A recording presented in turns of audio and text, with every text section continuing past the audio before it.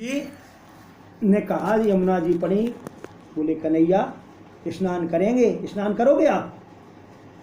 दोनों भैया कहने लगे, चाचा जी हमें तो पानी में बहुत डर लागे, आप नहा लो, नहाने हैं। ठीक है लाला हम नहा लें, तुम बैठो रथ पे। रथ पे दोनों भाई बैठे हुए, रथ पे दोनों भाई बैठे हैं। अक्रूर जी ने यमुना जल में डुबकी लगाई तो देखे कृष्ण बलराम यमुना के अंदर, पानी के अंदर। बोले अरे भैया, ये दोनों भैया कहाँ से आ गए? अभी तो कह रहे थे चाचा जी हमें पानी से बहुत डर लगा और देखो कब से पानी के अंदर। तो अक्रूर ने उठ कर देखे तो दोनों भैया रथ पे बैठे बैठे बतिया रहे। अब अक्रूर जी सोच रहे कि यार क्या हो गया, ये तो रथ पे बैठे हैं तो अंदर कौन है? फिर अंदर तो अंदर दोनों, बाहर तो बाहर दोनों। अक्रूर जी चकरा गए। अक्रूर जी चकरा क्यों गए? क्योंकि अक्रूर जी जब लेके आ रहे थे और गोपियों का और मैया का और सबका प्रेम देखा तो अक्रूर जी सोच रहे थे कि अरे राम राम, मैं कितना दुष्ट हूँ, दोनों बालकों को लेकर जा रहा हूँ, ये ब्रिन के प्राण हैं। और पता है कंस किस लिए बुला रहा है, और खुदा न खास्ता कहीं भगवान ने ना करे यदि इसने कंस ने इन दोनों का कुछ अनिष्ट कर दिया तो दुनिया जीवन में मैं ब्रजवासियों को मुंह दिखाने लायक नहीं रहूँगा, ऐसे सुंदर बालकों का हत्यारा कहलाऊंगा, ना मैं ले जाता ना वही होता। तो ये पश्चाताप कर रहे थे, भगवान की महिमा को नहीं समझ रहे थे। तो भगवान ने अक्रूर को जाना बताना चाहा कि तुम चिंता मत करो, हम कौन है वो समझ जाओ। तो बाहर अंदर देखें बाहर देखें सब जगह देखें, तब फिर अंदर एक बार देखा तो भगवान अनंत बलराम जो है शेषनाग की सैया में बदल गए और भगवान नारायण के रूप में सैया पर आसीन हो गए। कन्हैया तुरंत नारायण बन गए। ओहो, ये तो साक्षात नारायण है, परमात्मा है भैया। मैं तो बिना मतलब का चिंता कर रहा था कंस क्या कर सकेगा, इनका तो कोई कुछ नहीं कर सकता है। अक्रूर नमस्कार करने लगे, स्तुति करने लगे भगवान की। जब जल से निकले अक्रूर तो कन्हैया और बलराम बैठे रथ पे। अरे चाचा जी ऐसे चक्कर से क्या आ रहे, ऐसे चक्कर क्यों रहे हो? अरे प्रभु ऐसा कुछ क्या देख लिया आपने? कहने लगे कन्हैया भैया तुम जो दिखाना चाहो सो दिखा दो और जो करना चाहो सो करो, तुम तो लीला न्यारी है। अब मैं समझ गया, लेकिन प्रभु आपकी दया दृष्टि मेरे ऊपर जरूर होना चाहिए, मेरे घर आपको चलना पड़ेगा। तो भगवान कहने लगे चाचा जी आपके घर जरूर चलेंगे, पर कंस से मिलने के बाद, पहले फर्स्ट प्रोग्राम जो है वो पहले प्रोग्राम करेंगे। ठीक है। आए अक्रूर जी, मथुरा में पहुंच गए। पहुंच करके कंस के पास भगवान का संदेश पहुंचाया कि दैया दोनों को ले आए हम सब कुशल, अब तुम जानो। रथ पहुंचाया और घर चले गए।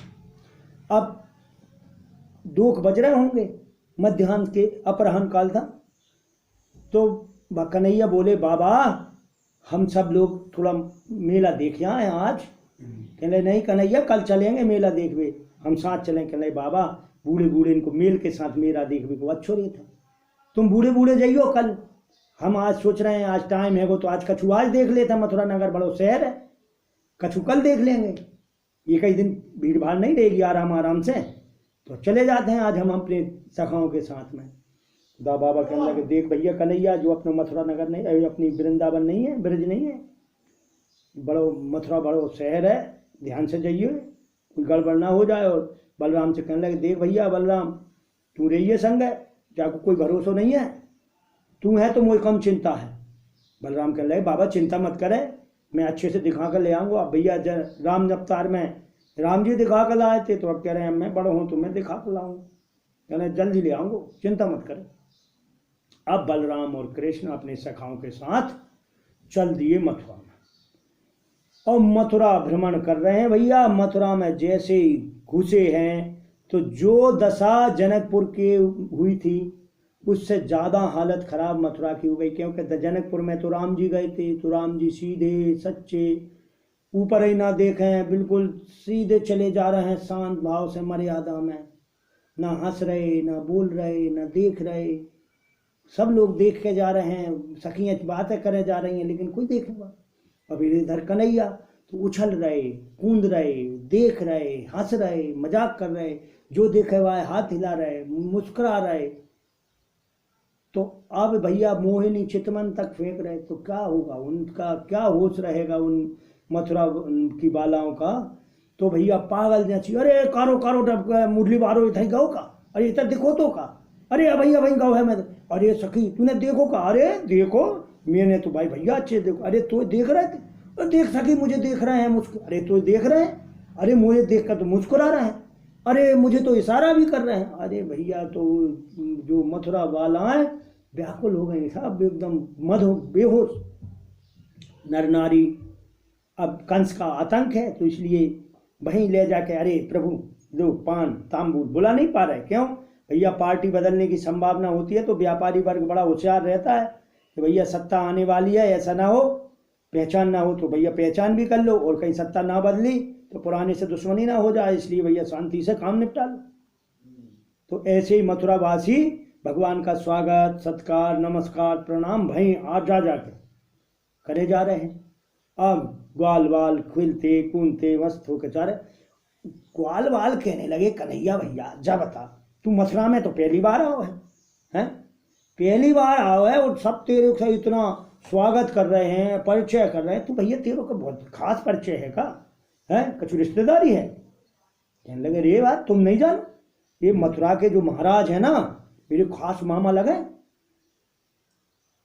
सोई ग्वाल बाल बोले दत्त तेरी की, अब तेरे से दोस्ती खत्म, क्यों तू जा हमें नहीं जाने, क्यों तू पहले नहीं बता सकते कि मथुरा वाले महाराज हमारे मामा हैंगे, तो सारे हम भी अच्छी सी बगलबंदी पहन के आते, फिर तेरे मामा से चलते स्वागत करवा भी हैं। अब देख हम तो ऐसे ही कपड़ा पहने आए गज्जे चरावे वाले, हम तो सोची मेला में कौन पहचानता, मेला देख के आ जाएंगे।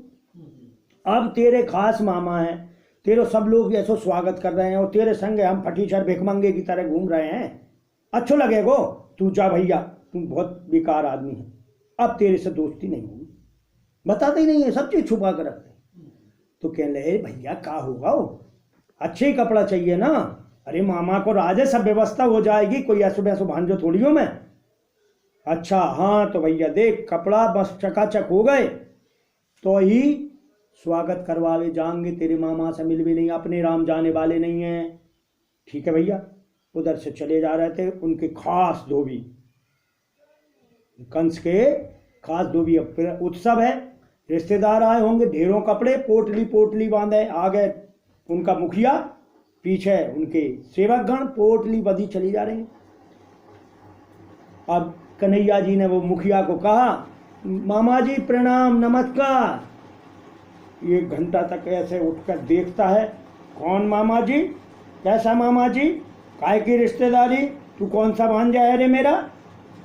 अब भैया जो बड़े अधिकारी होवे ना, अधिकारी हों, राजे महाराजे मंत्री मिनिस्टर, उनसे ज़्यादा ठसक उनके चमचों में होती है, वो ज़्यादा ही कुछ उनको अकड़ होती है जो उनके खास चमचे होते हैं। तो भैया महाराज का धोबी बोला कैसे मामा जी कह दिया तूने, कौन सा भांजा है भैया तू मेरा।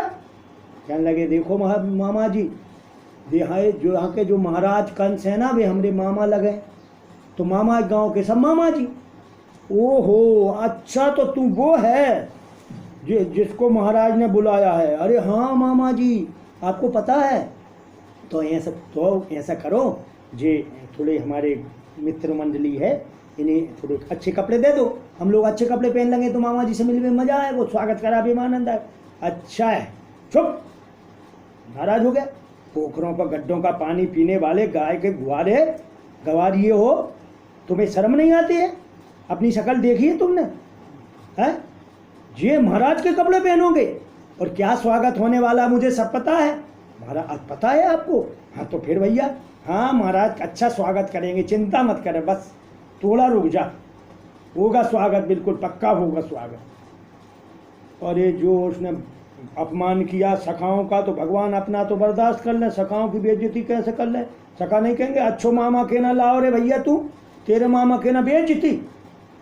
भगवान ने एक ऐसे हाथ मारा, ए भैया हाथ मारा, हाथ में ही उसकी गर्दन कट के खटा।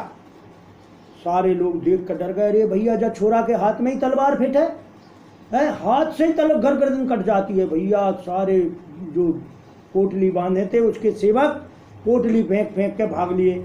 कन्हैया बोले ए ग्वालो मित्र, छांटो बीनो, अपने मामा जी का माल है, जिसको जो पसंद आए ले लो।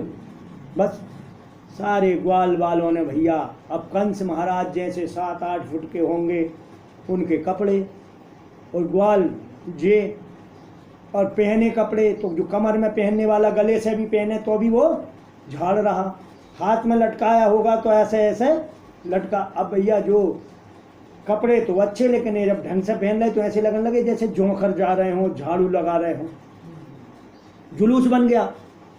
अब ग्वाल बोले कन्हैया भैया कपड़ा तो बड़े चोखे मिले लेकिन मचा नहीं आओ। चले चिंता मत करो, कुछ करेंगे। एक माली जी वो दर्जी देख रहे थे, वहाँ से भक्त थे, आए, सरकार हमें सेवा को अवसर दो, तो कुछ अच्छे नहीं लग रहे, हम कर दें।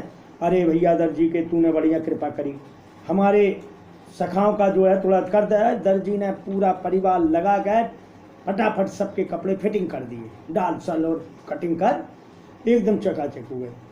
अब तो ग्वाल कहने वाह कन्हैया भैया, अब जब गए अब स्वागत करावे में मजा आएगा तेरे मामा से। तो भगवान प्रसन्न हुए दर्जी से, कहने ये भैया दर्जी के चल मांग, क्या मांगता है, तेरी क्या इच्छा है। तो दर्जी बोला भैया अब धोबी को दो तो हमें पता है वो कहीं ऐसे ही कछु ना देने लगे। कहने लगे महाराज हम पे तो बस कृपा राखो, हम तो आपकी अब आशीर्वाद बनो रे, बस इतना ही चाहते हैं। तो कहने लगे ठीक है दर्जी के, जाओ तुम खूब फलोगे फूलोगे। सो भैया आज देख लो दर्जी को क्या होता है, कपड़े से दुगनी सिलाई, दर्जी आनंद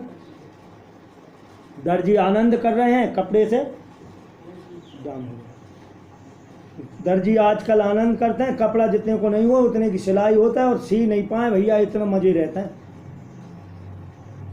तो दर्जी के पास से भगवान चले, थोड़े आ गए। अब ग्वाल बोले हाँ भैया ग्वालो मजा आ रहा है। कह ले कन्हैया कपड़ा तो ठीक हो गए, पर देख जब तक ब्रजवासियों के गले में बढ़िया सी माला ना पड़े तब तक आनंद नहीं आए। तब तक उधर एक सुदामा नाम का माली चला जा रहा था, माली के घर गए, भैया माली के जरा स्वागत कर हमारे सखाओं का।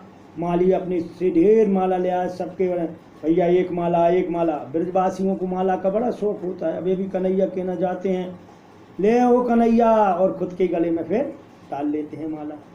तो ऐसे बिहारी जी को दिखा कर माला खुद के गले में पड़ती है ब्रजवासियों की। तो सब ब्रजवासी चकाचक माला, अरे कन्हैया भैया अब तो मज़ा आ गया, माला भी डर गई, पर कहने लगे यार थोड़ा कमी रह गई, काब का कमी रह गई भैया। कहने लगे ब्रजवासियों के माथे पर जब तापक थुआ चंदन ना लगे ना तब तक मज़े ही नहीं आए। कहने वो भी इंतजाम होगा भैया, चिंता मत करो।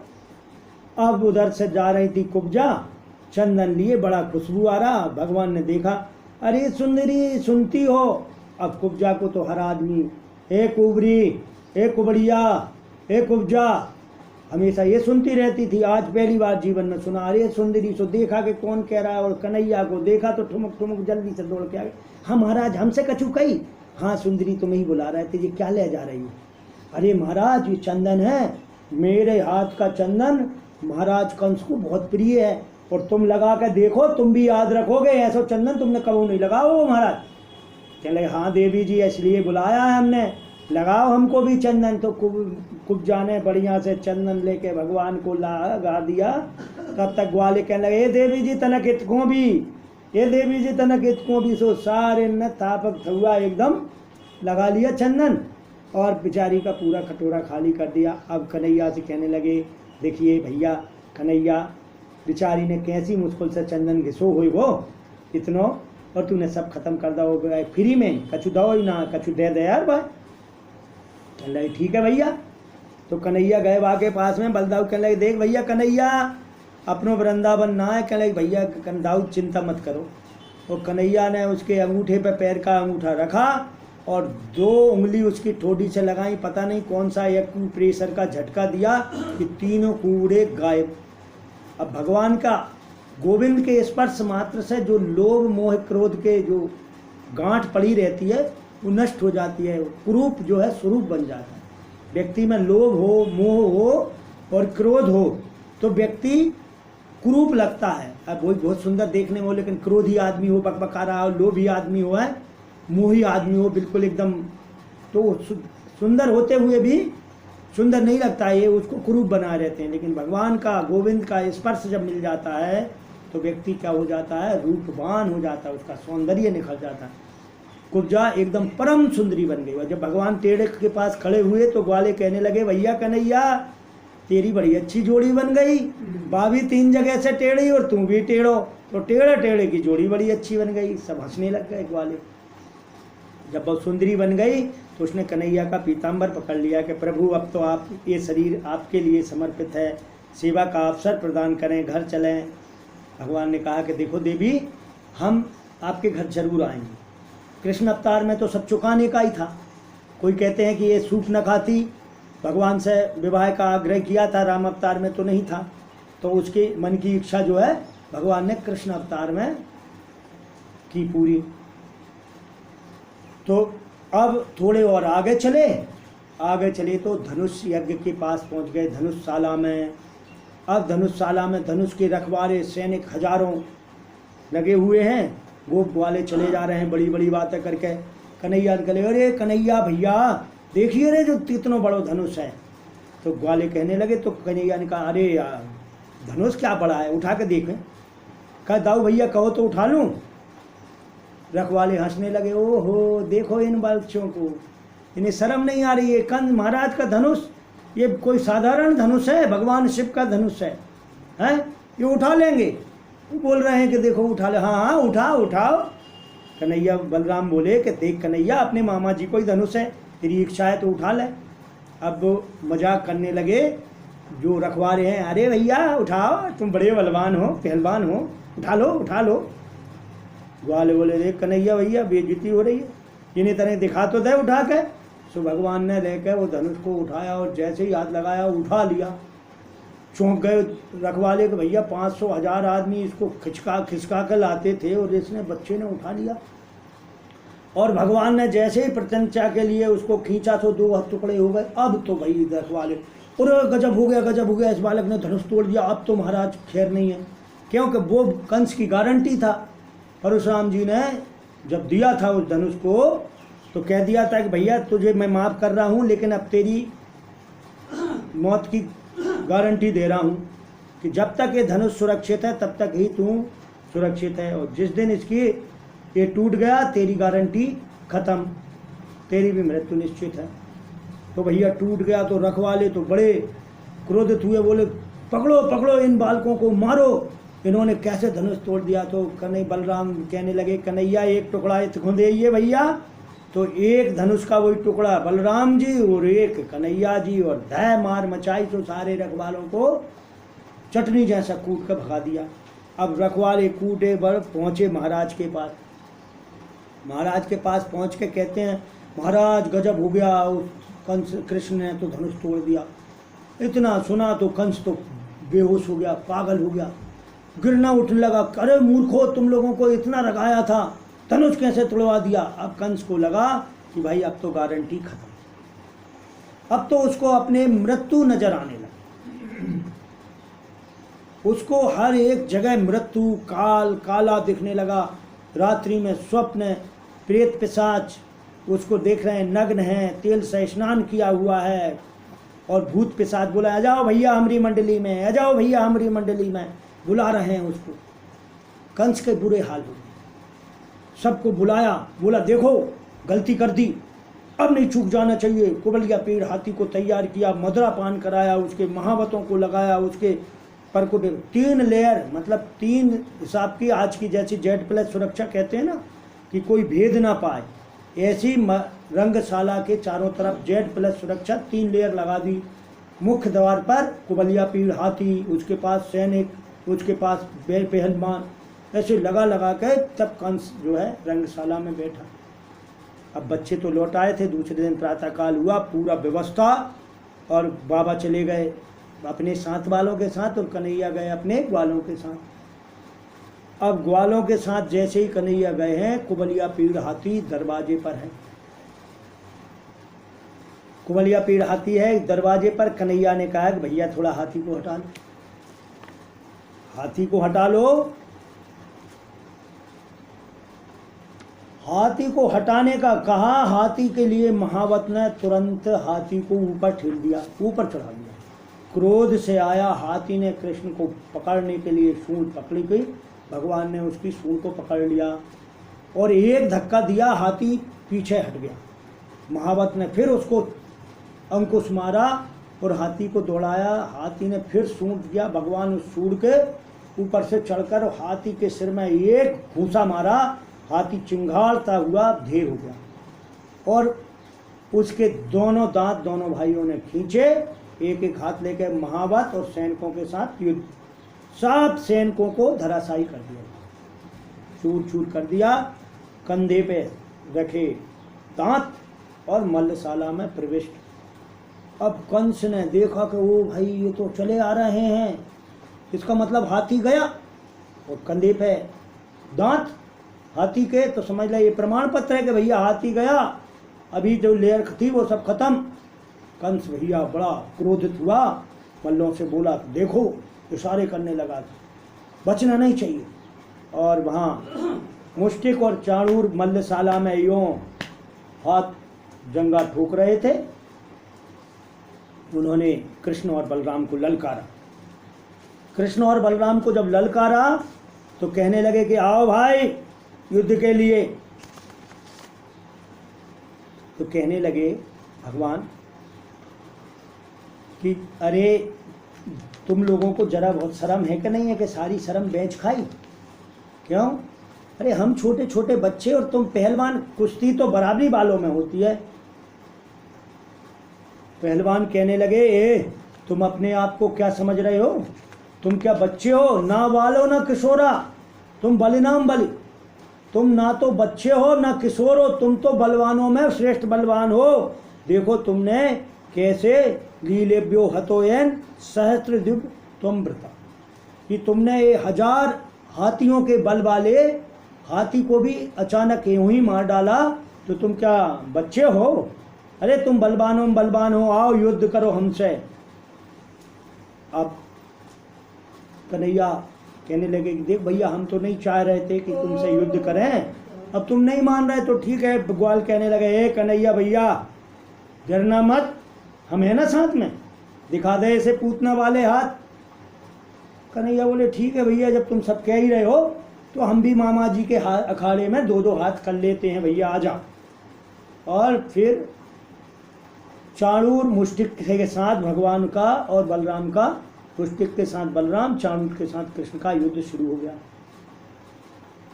और दाव पेंच कुश्ती के लगे जा रहे हैं, कोई किसी को पराजित नहीं कर पा रहा है। कंस आग बबूला हो रहा है, बार बार कंस कह रहा है एक घूसा मार, एक घूसा मार।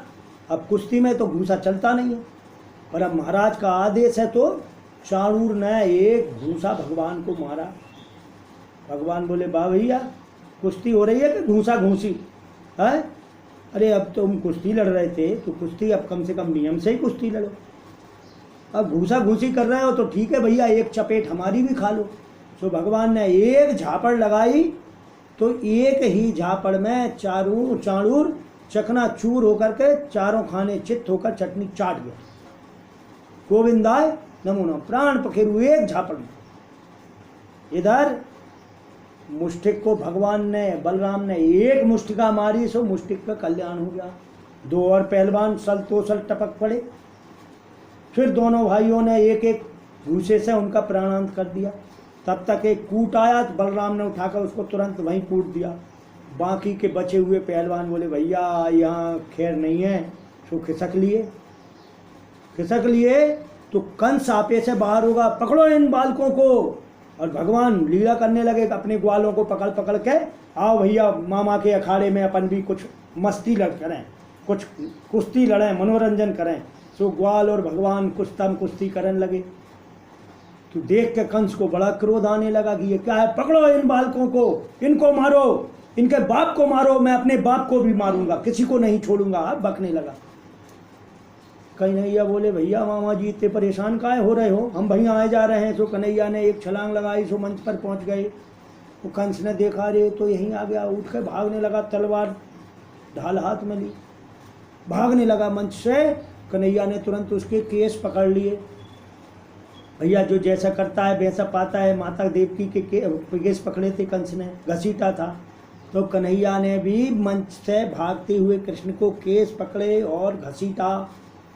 और घसीट के लाके मंच के किनारे और यूं मल्लशाला में फेंक दिया, उठाकर ऊपर से फेंक दिया। कंस गिरा, तलवार खड़क सब टूट गई और उल्टा कंस गिरा और ऊपर से कन्हैया धड़ाम से कूद गए। और जैसे ही कन्हैया कूदे कि कंस का प्राणांत हो गया। गोविंदाय नमो नमः। बोलिए कंस मर्दन भगवान की।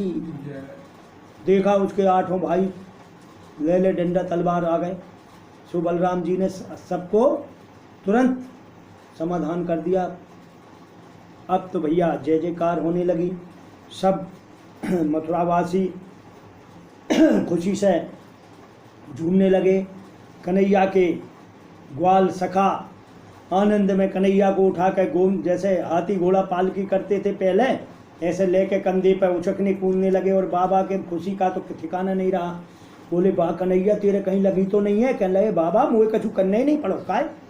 कहने लगे अरे जो इतनो पहलवान आओ और मैंने देखो कि एक लाल मुँह को बंदरा सो आओ बड़ो सो और बाने एक एक धरो, दोइयों में से 2 ही चले गए, तो मुझे कछु करने ही नहीं पड़ो। बाबा सोचने लगे हाँ भैया जैसे ही जो पहलवान ने तो से कही वो तुम पकड़ो।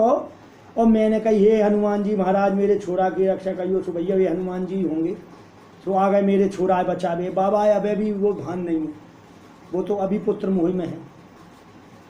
फिर कुछ समय बाद भगवान ने नंद बाबा से कहा कि बाबा अब आप ग्वालों को लेकर घर में ब्रज में जाओ, मुझ पर मथुरा का थोड़ा भार आ पड़ा है। अब कंस का हत्या हो गई है तो इनकी व्यवस्था करना पड़ेगा और व्यवस्था करके आ जाऊंगा, मैया को आप समझा देना।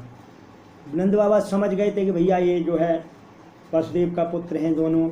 तो कहने लगे कि बेटा मेरे लिए तो कुछ परेशानी नहीं है, मैं तो जैसे तैसे धीरज धर लूँगा बेटा, पर तेरी मैया तेरे बिना नहीं रह पाएगी। क्योंकि बाबा चिंता मत करो, मैया से कहना मैं जल्दी आऊँगा है, मैया को मुझे मेरी बहुत याद आती है, मैं भी मैया के बिना नहीं रह सकता हूँ। ऐसे कह के बाबा को विदा किया। सब ग्वाल बाल सखा रोने लगे।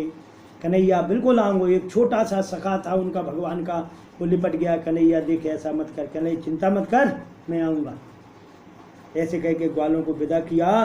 तो जिस दिन से भगवान मथुरा गए उस दिन से ब्रज वालों का कोई भी दैनिक कार्यक्रम जो भौतिक सांसारिक कार्य हैं, किसी ने किसी भी कार्य का आचरण नहीं किया। किसी ने ना बच्चे हुए कि उन्होंने गाय चराई, कि गाय बड़ी हुई, कि क्या हुआ गायों के, जो जिस दिन भगवान ने ब्रज छोड़ा भगवान के विरह में ब्रज उसी दिन जैसा रह गया।